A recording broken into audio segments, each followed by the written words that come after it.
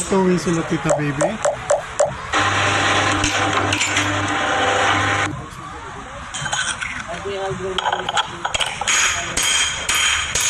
Parang immerse na rin si Kuya Ili.